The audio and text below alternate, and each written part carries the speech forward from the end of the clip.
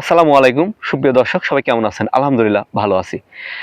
আজকে যে একটা বিষয় নিয়ে আলোচনা হবে, এটা পেঁয়াজের গাছ মোটা তাজা করা বিষয় নিয়ে আমরা আলোচনা করব।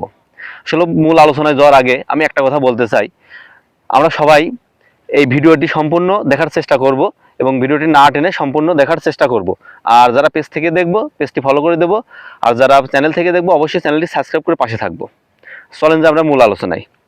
আমার এই সামনে যে ক্যামেরার সামনে দেখতে পাচ্ছেন একটা পেঁয়াজের ক্ষেত। পেঁয়াজের ক্ষেতটা কিন্তু গাছটা কিন্তু অনেক দুর্বল। দেখেন, ছত্রাকনাশক মেরে গাছটা অনেক করকরি করে ফেলছে, মানে যত প্রকার ছত্রাক আছে মানে সব মারছে। তে আসলেও দেখেন পেঁয়াজের সাইডের পাতা কিন্তু মোড়া, মাছ পাতা কিন্তু ভালো আছে। অনেক সময় আমরা বিভিন্ন কমেন্ট আসে, ভাই গাছের আগা ভালো আছে কিন্তু গাছ বাড়তেছে না, অলম্বা পাতা ছাড়তেছে না। সেক্ষেত্রে আমরা এই জমিতে জিবলিক অ্যাসিড যে ট্যাবলেটটা পাওয়া যায়, জিবলিক অ্যাসিড 1 গ্রামের পাতা হোক আর 10 গ্রামে যে ট্যাবলেটটা পাওয়া যায়, জিবলিক অ্যাসিড এবং এর সাথে এনপিকেএস, ন্যাশনাল এগ্রিকেয়ারের এনপিকেএস, আর এর সঙ্গে আমরা এনএসসি গোল্ড অ্যাড করব। তিনটা তিনটা মিশ্রণ করে আমরা যদি 3 দিন অন্তর স্প্রে করতে পারি, তাহলে অবশ্যই এই গাছ কিন্তু মোটা হতে বাধ্য, ইনশাল্লাহ হবেই, কারণ এই গাছে পচা নাই। আমরা অনেক সময় মানে দোকানদারের কাছে বলি যে গাছের মাথা পুরা আছে। আসলে মাথা পুরাটা আমরা বুঝবো কি, আমরা যারা কৃষিকাজের সাথে জড়িত আছি অবশ্যই আমরা বোঝার চেষ্টা করব মাঠে এসে।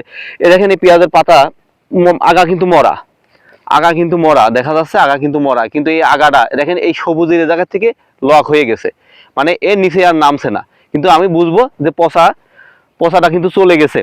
আর যখন গাছে পচা থাকে তখন এই পচার এই জায়গাটা ঠাসুন দিলে এক ধরনের বিজলি জাতীয় পানি বের হয়। আর এই দেখেন এই পাতাটা কিন্তু অনেক মচমচে হয়ে গেছে, একদম শুকাই গেছে। কারণ বুঝবো এই জায়গাটা, এই জমিতে কোনো পচা নাই। সেক্ষেত্রে আমরা ভিটামিন ব্যবহার করতে পারি। আমরা জিবলিক অ্যাসিড 10 গ্রামে একটা পাতা, 10 গ্রামে একটা বড়ি হোক আর 1 গ্রামের পাতা হোক, আমরা ব্যবহার করার 1 থেকে 2 ঘন্টা আগে ভিজায় রাখবো। আর আমরা এনপিকেএসটাও 1 থেকে 2 ঘন্টা আগে ভিজায় রাখবো। ভিজায় রাখার পর দুইটা আলাদাভাবে ভিজাবো, একত্র করে আমরা ব্যবহার করব।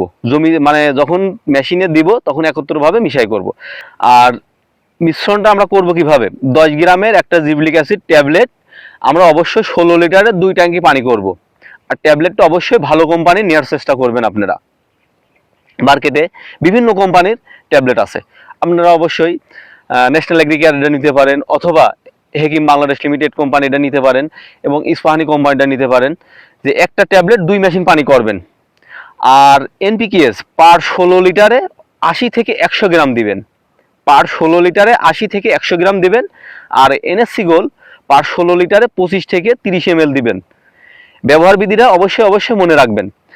আর স্প্রে করবেন কোন টাইমে? স্প্রে করবেন 3:30 4টার থেকে শুরু করবেন, 4টা থেকে শুরু করে 5টা বা 5:30টার মধ্যে স্প্রে করার চেষ্টা করবেন। পরন্ত বিকালে রোদের মধ্যে স্প্রে করবেন না। এর সঙ্গে আমরা প্রথম যে স্প্রেটা করব এটা কিন্তু এইভাবে করব, এনএসসি গোল, এনপিকেএস আর জিএ3 জিবলিক অ্যাসিড ট্যাবলেটটা। আর 3 দিন পরে এটা 72 ঘন্টার মধ্যে আমরা মেনকোজেব প্লাস কার্বেন্ডাজিম গ্রুপের ছত্রাকনাশক একটা টান ব্যবহার করব। ব্যবহার করার আবার 3 দিন পরে বা 72 ঘন্টা পরে আমরা অবশ্যই আবার এনপিকেএস সিলেটেড জিঙ্ক অ্যাড করবো। এর সাথে আমরা এনপিকেএস এর সাথে এবার সিলেটেড জিঙ্ক অ্যাড করবো। এনপিকেএস, সিলেটেড জিঙ্ক আর এনএসসি গোল আর জিবলিক অ্যাসিড, এই 4টা কম্বাইন করে অবশ্যই সিলেটেড জিঙ্ক কিন্তু পার 16 লিটারে 17 গ্রাম দিবেন। পার 16 লিটারে 17 গ্রাম মানে পার লিটারে 1 গ্রাম হয়। আর এর সঙ্গে এনপিকেএস এর আমি ডোজটা কিন্তু বলছি আগেই, 16 লিটারে 80 থেকে 100 গ্রাম। আর জিবলিক অ্যাসিড পার 16 লিটারে 5 গ্রাম, অর্থাৎ 10 গ্রামের একটা ট্যাবলেট অর্ধেক। অবশ্যই আমরা ব্যবহার করার আগে এনপিকেএস এবং জিবলিক অ্যাসিডটা 1 থেকে 2 ঘন্টা আগে ভিজায় রাখার চেষ্টা করব। ঠিক পাইছেন? এইভাবে দেন আপনার শিখুন গাছ, আপনার 7 দিনের মধ্যে অবশ্যই ইনশাল্লাহ গাছ মোটা 100 হতে হবেই। ঠিক আছে? অবশ্যই গাছ আমরা যখন স্প্রে করব, ভিটামিনটা স্প্রে করব, তখন আমরা গাছ কিন্তু এই অবস্থায় সুস্থ অবস্থায় স্প্রে করব। আর আমরা সুস্থতা বুঝবো কিভাবে? আমি কিন্তু আবার ফের বলছি, সুস্থতা বুঝবো সবুজের মাথা থেকে পুরাটা আমরা দেখবো মচমচে হলে আমরা অবশ্যই স্প্রে করব ভিটামিনটা। আর এটা ভিটামিন 2বার স্প্রে করলে আপনার গাছ 100 মোটা হতে বাধ্য, ইনশাল্লাহ হবে আশা করি। আসসালামু আলাইকুম, ভালো থাকবেন সবাই।